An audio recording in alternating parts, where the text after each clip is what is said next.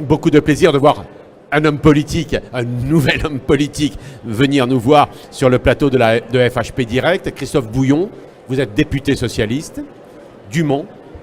Alors de Seine-Maritime. De Seine-Maritime. Et par ailleurs président de l'Association des petites villes de France. Président de l'Association des petites villes de France. C'est donc une fonction importante, notamment dans le secteur de la santé, parce que la santé vous occupe beaucoup, les maires de petites villes de France. Exactement, c'est une préoccupation majeure. C'est d'abord une préoccupation des habitants, et puisque c'est un sujet qui les intéresse, c'est forcément, bien évidemment, un enjeu, à la fois pour les territoires et les élus qui les représentent ou qui les administrent. L'Association des petites villes de France, c'est la strate entre 2500 et 25 000 habitants. C'est plus de 1200 communes qu'on retrouve autour des grandes agglomérations, autour des métropoles, dans des territoires urbains ou ruraux. Et ce qu'on observe, c'est que qu'on soit dans un territoire rural ou urbain, cette problématique, cet enjeu, il est important. C'est la raison pour laquelle, depuis plusieurs années, eh bien, on a fait des propositions, on a fait des livres blancs sur la santé. Et la question, vous l'imaginez, de la désertification médicale est une question centrale pour nous. Oui. De ce point de vue, vous êtes finalement assez consensuel. Ça transcende un peu les partis politiques. Complètement. C'est une association d'élus transpartisane. Il y a des maires de toutes les sensibilités.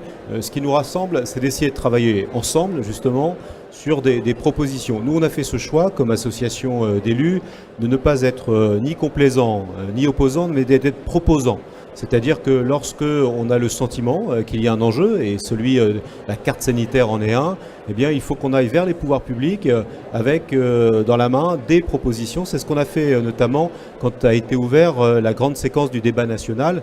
On a considéré, en ce qui concerne les fractures territoriales ou les fractures sociales, qu'il y avait justement cet enjeu de la désertification médicale, qui est un facteur discriminant pour les territoires et qui pénalise notamment aussi celles qui sont les plus fragiles de ces territoires. Alors nous avons l'habitude de dire la santé n'était pas prévue dans les débats nationaux par le président Macron et elle s'est imposée. Pourquoi d'ailleurs ne l'avait-il pas prévue? Je pense qu'elle a échappé sans doute au radar. Parce que sans doute a-t-il été considéré que l'annonce qui a été faite préalable au grand débat national de Ma Santé 2022 suffisait. La vérité, on le sait, c'est quand on interroge les citoyens directement, ce qui a été fait par voie de contribution ou de participation à un débat, lorsqu'on demande leur avis au maire, et le président de la République a fait la tournée, j'ai envie de dire, des territoires en rencontrant directement des maires, eux, ils vous disent que ça reste un sujet. Vous savez, depuis des années, on ne peut pas dire que les maires sont restés ni les bras croisés, ni les bras ballants. Ils ont beaucoup investi, par exemple, dans des maisons médicales, des maisons pluridisciplinaires de santé. Ils ont investi financièrement. On estime aujourd'hui sans doute à 2 milliards d'euros ce qui a été dépensé pour créer ce genre de structure. Sauf qu'on constate aujourd'hui que ce n'est pas suffisant. Il y a sans doute d'autres outils, d'autres leviers qu'il faut utiliser pour répondre à cet enjeu. Oui, mais alors maintenant, le président Macron, il vous aime beaucoup, les maires, non? Alors, oui, c'est... À votre avis, c'est vrai? C'est vrai, mais ce qui compte en amour, c'est les preuves d'amour. C'est les preuves. Donc il vient vers nous, tant mieux. Il a considéré que nous étions importants parce que nous étions à la fois les représentants de territoire, mais des forces de proposition. Vous savez que c'est souvent dans les petites communes que se jouent les meilleures innovations territoriales, les innovations sociales. En la matière, on voit que les communes ont déployé beaucoup d'imagination et été très créatifs pour essayer de jouer la carte de l'attractivité pour faire venir des médecins, considérant que ce qui peut les faire venir aussi, c'est parfois le niveau de qualité de service, l'hébergement, l'idée d'accompagner un médecin pour un travail pour le conjoint ou la conjointe. Bref, il faut créer l'environnement qui est favorable. Vous savez, quand on parle de déserts médicaux, c'est qu'il y a d'abord des déserts. Et si on veut qu'on n'ait pas de déserts médicaux, il faut répondre à cette question aussi qui me semble essentielle, qui est celle des services publics dans ces territoires. Alors je l'ai dit en arrivant, Christophe Bouillon, vous êtes député socialiste. Vous étiez plutôt incitatif sur l'installation ou coercitif à titre personnel et dans votre groupe? Moi je suis plutôt régulateur. Enfin en tout cas pour la régulation, qui n'est pas une forme de coercition. Moi je considère, il faut être très honnête en la matière, c'est qu'il y a eu plusieurs ministres de la Santé qui se sont succédés, et le moins qu'on puisse dire c'est qu'ils ont tous mis des mesures en place, mais qu'elles n'étaient pas suffisantes. Chacun y a apporté sa contribution. Donc on voit bien qu'il faut ne pas considérer qu'il y a en la matière une solution miracle. ça serait terrible que de penser ça. Il y a une série de solutions. Alors c'est vrai qu'il y a ce débat, j'ai envie de dire presque éternel, entre l'incitatif ou le coercitif. Moi je préfère dire qu'il faut à la fois de l'incitatif, mais en même temps, et c'est le rôle de l'État, il faut de la régulation. Il faut faire en sorte que, parce que c'est un enjeu d'intérêt national, eh bien l'État, comme aménageur du territoire, puisse agir en la matière. La santé, c'est pas un luxe, c'est pas une marchandise.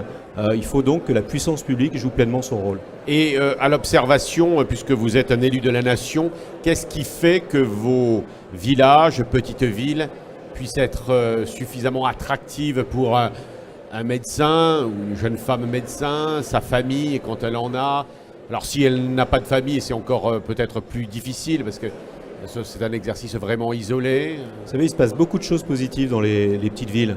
Ce sont celles qui aujourd'hui réussissent le mieux en termes de transition énergétique, qui ont appréhendé la transition démographique, qui sont championnes en ce qui concerne le numérique.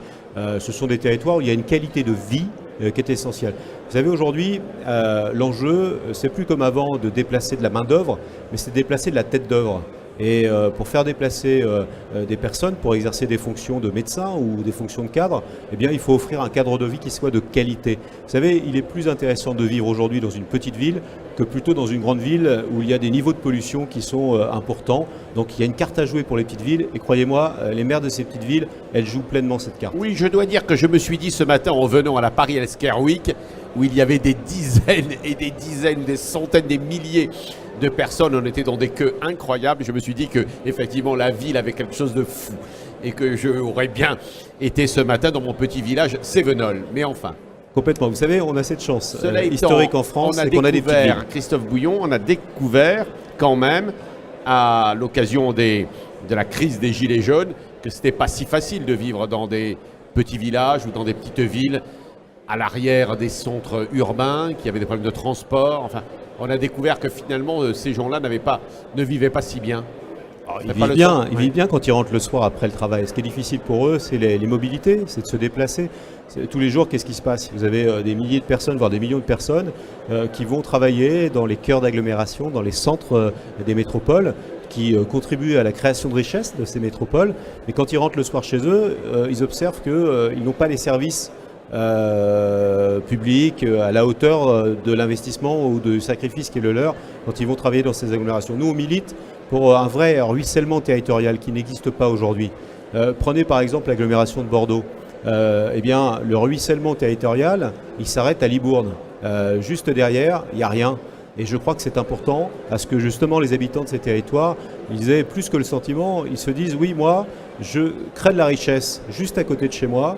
Quand je reviens chez moi, je veux qu'il y ait des transports en commun, je veux qu'il y ait des qualités de services publics qui correspondent à mon investissement et à ma contribution. Christophe Bouillon, c'est un changement assez fondamental en France. On voit ça d'ailleurs dans d'autres pays. Finalement, on appelle ça souvent des réactions, peut-être des comportements un peu réactionnaires, conservateurs, un peu populistes. Et pourtant, on voit effectivement qu'il y a un changement, une aspiration différente des Français aussi pour vivre autrement dans leur... Vous avez pleinement raison. Ce n'est pas un phénomène qui est propre à la France.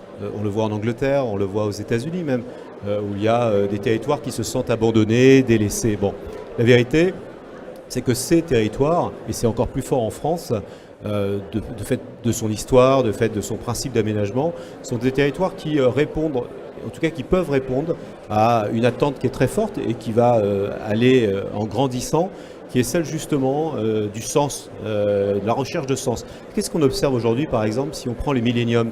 Vous savez, cette génération aujourd'hui qui, malgré de bonnes études, malgré parfois des niveaux de rémunération lorsqu'ils se situent dans des emplois très qualifiants en ville, eh bien, décide de tout plaquer, de tout abandonner, d'aller vivre à la campagne ou dans des petites villes ou dans des villes à taille humaine, tout simplement parce qu'ils veulent donner un autre sens à leur vie. Croyez-moi, quand on est confronté, comme c'est le cas aujourd'hui dans notre pays et plus largement dans le monde entier, à la question centrale qui est celle de l'enjeu climatique, du défi climatique, de la transition écologique, eh bien, je crois qu'il y a matière, quelque part, à intéresser ces populations. Vous avez le sentiment, ce sera ma dernière question de cet entretien, vous avez l'impression que vous pouvez nous rassurer que les élus républicains, j'allais dire normaux, prennent conscience de ces questions-là et ne les laissent pas à des populistes illibéraux, comme on dit?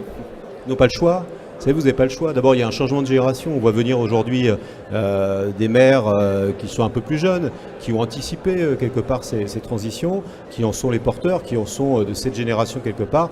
Et vous avez raison, je pense que la meilleure réponse au populisme, c'est d'être à la fois proche des problèmes, mais aussi proche des solutions. Merci d'être venu nous voir, Christophe Bouillon. Merci. Bon congrès. Merci.